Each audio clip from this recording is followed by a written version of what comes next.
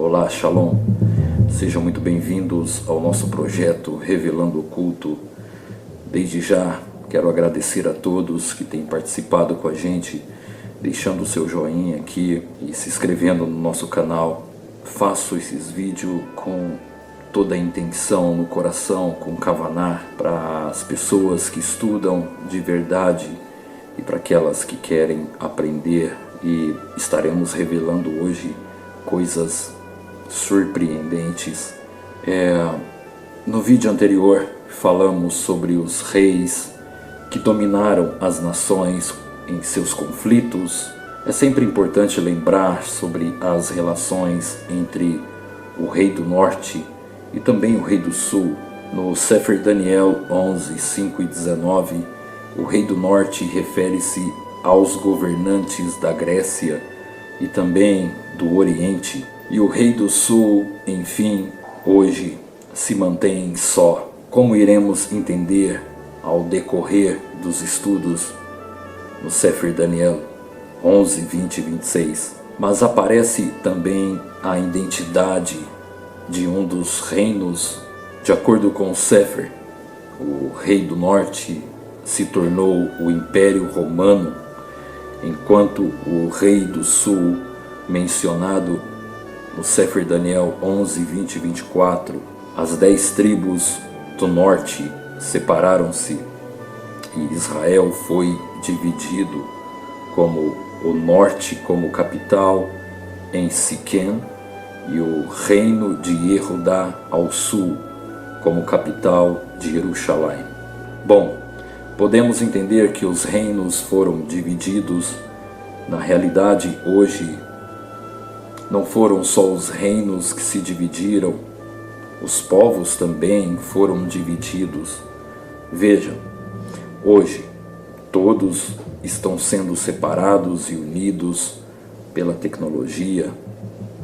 Isso é a profecia que foi gerada nesta paraxá que estaremos agora estudando. Bem-vindos ao nosso projeto Revelando o Oculto.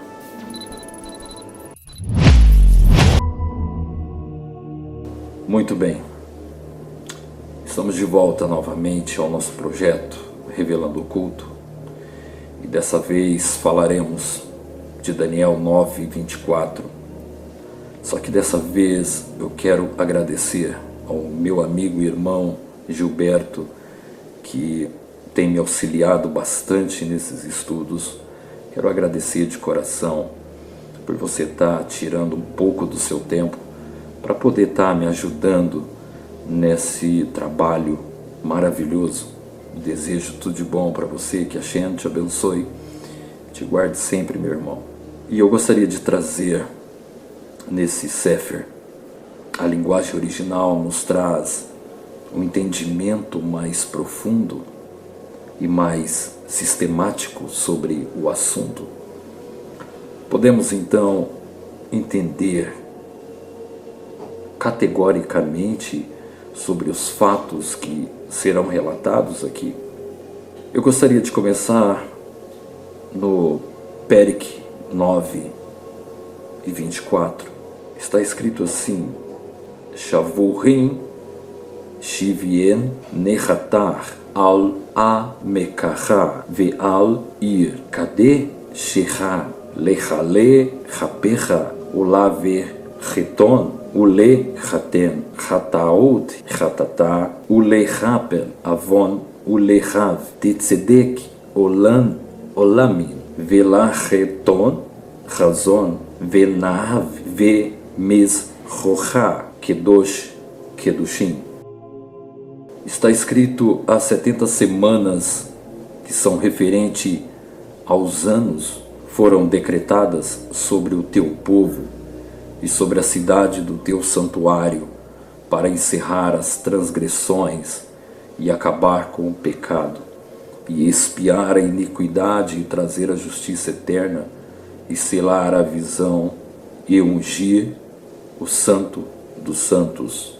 As 70 semanas são classificadas como anos que foram decretadas em Jerusalém desde o dia da primeira destruição nos dias de Zedequias, até que seja destruída pela segunda vez, para terminar a transgressão e acabar com o pecado, para que Israel receba sua retribuição completa no exílio, para que suas transgressões terminem e seus pecados terminem e suas iniquidades sejam expiadas, a fim de trazer sobre eles justiça eterna para ungir sobre eles, no Santo dos Santos, no Kodosh Kodoshim, a arca, os altares e os vasos sagrados que eles lhe trarão por meio de Mashiach.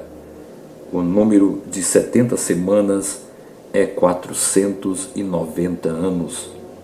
O exílio na Babilônia durou 70 anos e o segundo templo durou 420 anos.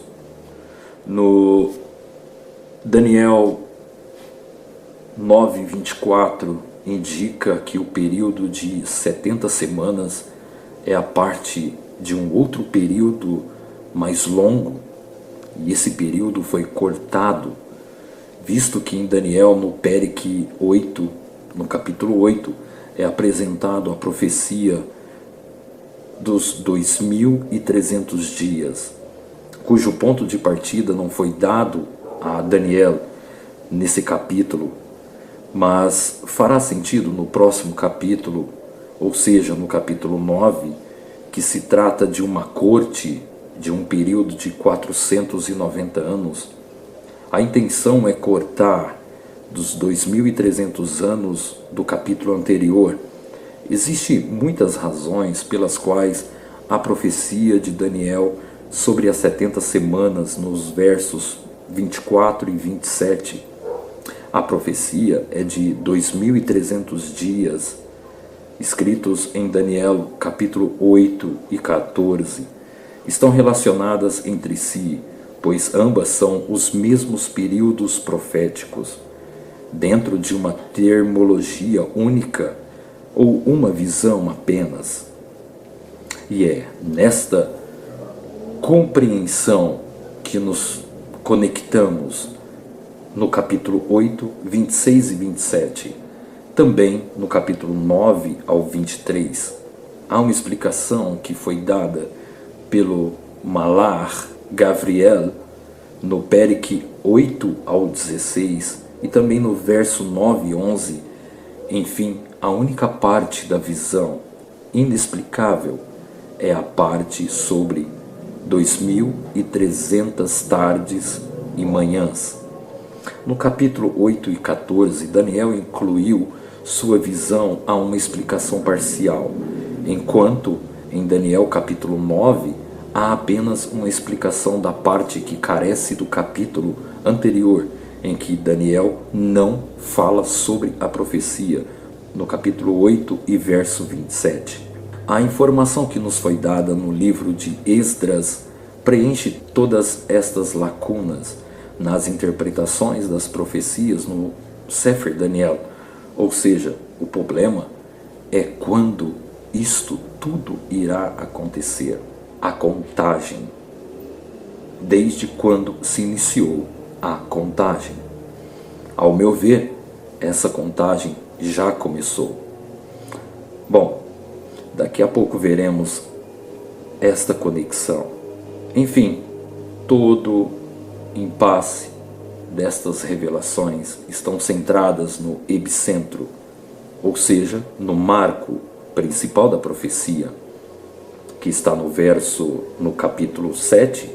Aqui trago algo interessante. Veja a gemátria do texto do verso 23. Este é o ponto principal do selo. Quero trazer aqui, na linguagem original, Daniel capítulo 7, verso 23. Está escrito assim: Ken amar shei verta vei yeta maler kehu verhiaya tevie verieha di tizreine mil kal male ke vata Vetekihul Kal Area, Yute dos Shekhinah Vetadekinar. A gematria em hebraico, o resultado é 6.309. Não se esqueça deste número, 6.309. Está escrito: o quarto animal representa um quarto do reino da terra, que será diferente de todos os demais. Ele devorará a terra inteira, a estraçalhará e a pisará, esfalecendo-a em pedaços. Neste contexto desse texto em hebraico, eu encontrei algo muito interessante também. Aqui aparece o nome de 3 rabinos. Alguns desses eu já vi no Talmud. Gostaria de deixar aqui o nome deles. O nome de um, nesse texto agora que eu acabei de recitar, o nome de um rabino é Rabi Ayutá e Rabi Ayanta, Malkut e Rabi Aya e Rabi Yati Tarrevá. Enfim, de acordo com os comentários do rabino Haniná sobre este verso, é impressionante. No tratado de Avodazará, página 2, está escrito que no futuro o santo bendito seja ele, trará o santo pergaminho em seu braço, dizendo: quem estava ocupado com a Torá deve aparecer e receber sua recompensa. As nações então se reunirão imediatamente e elas virão, como está escrito em Yeshayahu, Isaías 43:9, todas as nações estão reunidas. O santo bendito seja ele, lhes dirá: não entre em confusão, mas deixe que cada nação tenha seus escribas, para que entrem separadamente, como foi dito aos povos. Lo Yumim estão reunidos, e Lo Min, o povo. Os povos aqui estão se referindo aos reinos, como foi dito em Bereshit 25 e 23, um povo será mais forte do que os outros. Ul on milon e emates, pois não haverá nenhuma confusão diante do santo bendito seja. O significado é que eles próprios não devem ser confundidos, para que entendam o que lhes será dito. O reino de Roma entrará primeiro em julgamento, por causa de sua grandeza. Quando digo Roma, estou me referindo a um grupo ou um conjunto de religiões que se agregaram de uma mãe só. Bom, a passagem diz em Daniel capítulo 7 e 23, e devorará toda a terra, e a pisará, e a quebrará em pedaços. Isto se refere a Roma, cujo governo é reconhecido em todo o mundo. Mas de onde sabemos que os mais distintos vêm primeiro para o julgamento? É quando há um rei, o povo aparecem perante a justiça.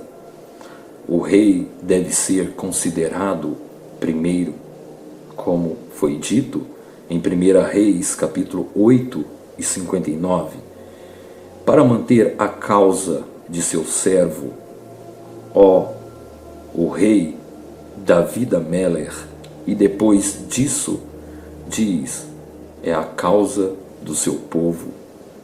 Porque, se você quiser, pode dizer que não seria uma boa ética ter o rei sentado fora do tribunal durante o julgamento de seu povo, e se quiser poder dizer que ele, o rei, deve ser julgado antes que o tribunal fique cheio de raiva.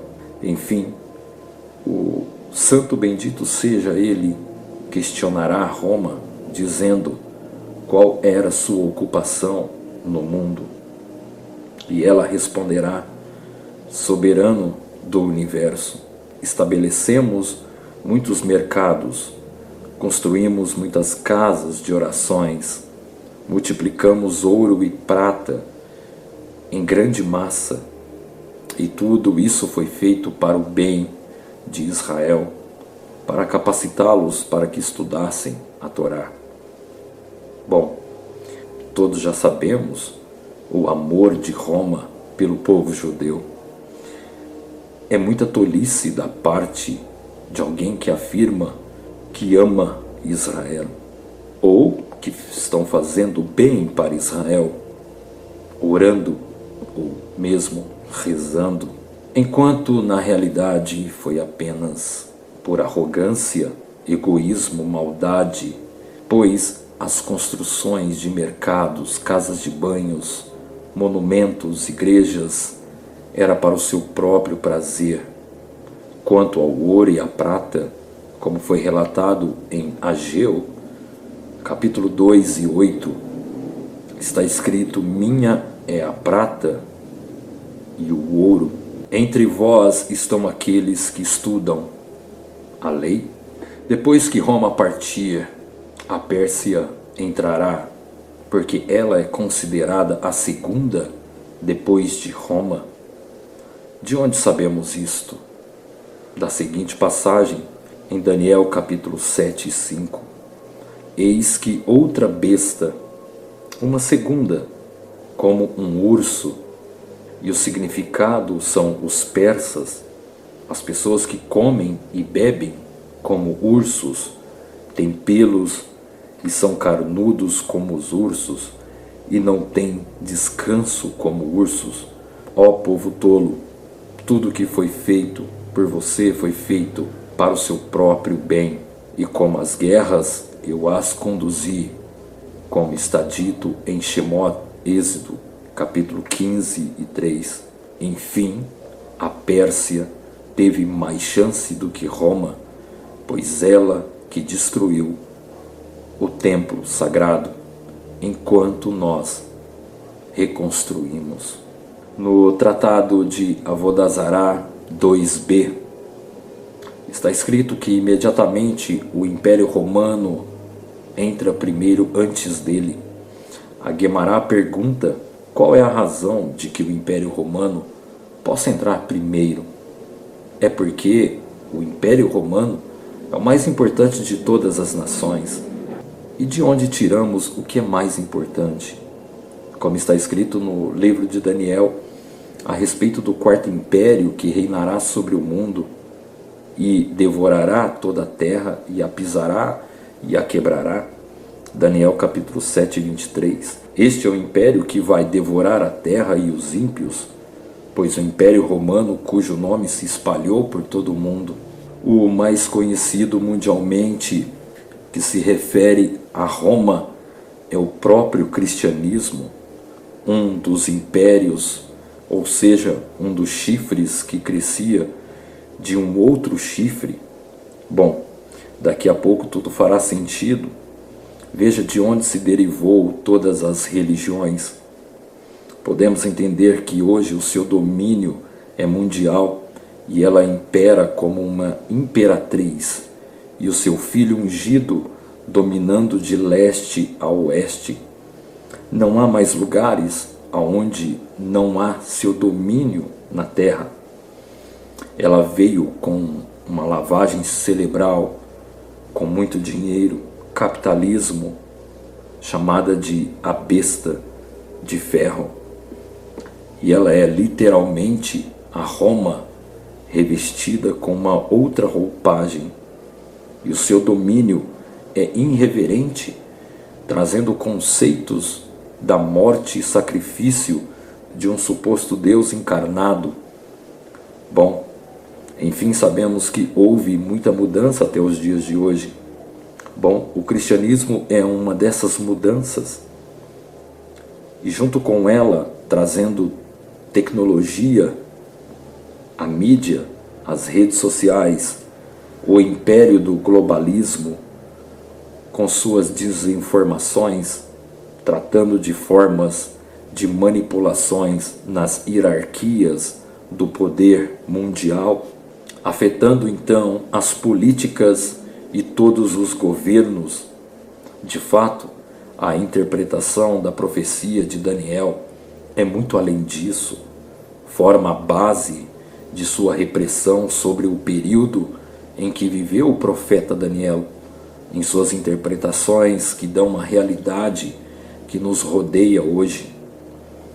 Isto pode ser visto como uma profecia de repreensão moderna, baseada na profecia bíblica, um fascinante fenômeno cultural com um período em que viveu, mas hoje adentramos na idade do metal ou a idade do ferro. Isto é expandido mais tarde em forma de poema escrito pelo profeta. E isso nos arremete à compreensão da quarta besta na visão de Daniel, que tem dentes de ferro e unhas de cobra. Esta é a abertura para a comparação e o desenvolvimento de uma música de controle e de manipulação. Cuidado com o que você ouve. A ideia aqui é trazer a letra e uma melodia chamada de The Iron, The Beast, The New Age Metal. Cuidado com essa canção. Isto me lembra a visão de um animal, escrita em Daniel, a besta de ferro. Eu conheci uma banda de heavy metal chamada Iron Maiden, que quer dizer donzela de ferro. E isso me remonta à idade do metal. Não estamos falando aqui só de ferro, estamos falando de algo muito mais profundo do que o ferro, literalmente, o ferro físico. E ele viu se levantar 4 grandes bestas do mar, e cada besta simboliza um reino no mundo. E uma delas se caracteriza como o dragão, águia, urso e um touro. E a quarta é diferente e peculiar de seus antecessores, muito mais assustador e agressivo em seus movimentos. Ela tinha enormes dentes de ferro e ao mesmo tempo comia e também triturava. Os seus 10 chifres eram menor do que todos, mas todos os chifres cresciam dele de um mesmo chifre. E nele surgem olhos humanos de dentro dos chifres. Trazemos então as características hoje, no nosso século, neste mundo secular. Eu vejo como transmissores de rádio e TV, de aparelhos, transmissores de aparelhos eletrônicos e também de uma memória central eletrônica que injetam dados faciais dos seus escravos, como que está acontecendo hoje, em uma rede de agentes, e todos esses cadastrados estão em uma memória fonte, em uma coleta de dados físicos dos seus comportamentos.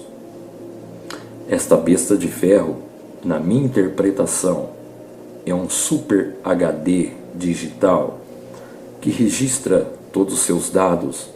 O mais incrível é que construíram algumas antenas chamadas de HARP, que emite frequências aos satélites receptores e estes enviam sinais de volta. Você consegue entender as revelações neste livro para o nosso século hoje? E o pior desses eventos todos que eu trouxe até aqui, um desses piores é chamado de celulares. Esses anestésicos que arrancam nossos dedos, ele está em todo mundo, em toda parte. Ele não escolhe cor, raça, crença, religiões. Ele está em todo mundo, registrando suas mudanças de comportamento, depressões. Este aparelho, ele condiciona seus escravos a mudanças de comportamentos, depressões, suicídios, assassinatos, poligamia, perversidade, roubos, guerras em tempo real, fim de casamentos online, suas vidas sendo expostas ao mundo. Bom, o Sefer Hanok, no Perek Dalet, fazendo uma codificação nos textos, eu trago aqui algo muito interessante também que eu achei no livro de Enoque, capítulo 4, algo muito interessante. Está escrito que haverá um ressuscitamento ao vivo. E a gente sabe que a ciência já está ressuscitando pessoas mortas. Isso é incrível. Isso já foi transmitido ao vivo para todos. Isso é inacreditável. Mas eu quero trazer aqui uma das bestas, o Iron de ferro, ou a besta de ferro, como sendo um objeto que é fácil, mas também muito destrutível. Celulares. Esta não é só a minha interpretação, mas também existe vários conceitos de interpretações sobre esse aspecto. As visões de Daniel, descritas no Perek 7, no capítulo 7, os animais que vão arrasar a terra, esmagá-la, eu vejo como network, information ou disinformation, fake news, internet, domínio, escravidão, mídia, suicídio, terror, assassinatos, destruições de casamentos, fim da paz universal. A besta não é um animal de 7 cabeças, e sim, podemos entender, de fato, que os aparelhos eletrônicos têm... Eu trabalho com aparelhos eletrônicos, monto computadores e os processadores de dados, que é a base central de memória, de velocidade na máquina. Quanto mais cabeças tiverem o processador, mais rápido a máquina fica. Podemos então classificar também sobre esses objetos que Daniel visualizou. Muitos imaginam que a besta é um animal com chifres que surgirá do mar, e uma besta, um animal mesmo, físico. As pessoas têm algumas ideias infantis sobre o assunto. Uma, porque eles não conseguem ler o hebraico correto, estudarem de verdade, não têm o conceito de Torá, não têm pedigree, conhecimento algum. Eles geram imagens, fantasias, e isso dificulta seus entendimentos. Mas o que Daniel está trazendo há milhares de anos atrás, o profeta revelou também os 4 rabinos, os 4 ventos. Um deles é o Rebbe Akiva e a sua geração, e também o Rebbe Shimon Bar Yochai e a sua geração, Nanar de Breslev e a sua geração, e Baba Sali e sua geração. Daniel, o profeta, estarei falando a seguir. No próximo episódio, o oculto será revelado aqui, muito mais sobre a visão de Daniel e os rabinos. Obrigado a todos por ter assistido esse vídeo e agradeço a todos da Beit Harizal, a todos que se inscreveram nesse canal, a todos que compartilham aqui. Vocês estão me ajudando muito. Eu estou com a cara de muito cansaço. Já faz quase 3 meses indo para o hospital, cuidando da nossa filha, Mihaele. E está um pouco difícil a vida. E só de vocês estarem compartilhando, e vocês estão me ajudando muito, bastante. Vocês não imaginam o quanto isso está sendo importante para mim e também para minha família. Desejo a todos Shalom, que Hashem vos abençoe e guarde a cada um.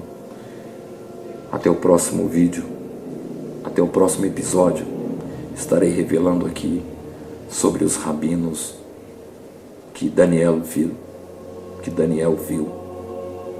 Shalom a todos, que Hashem vos abençoe. Kol Tov, tudo de bom.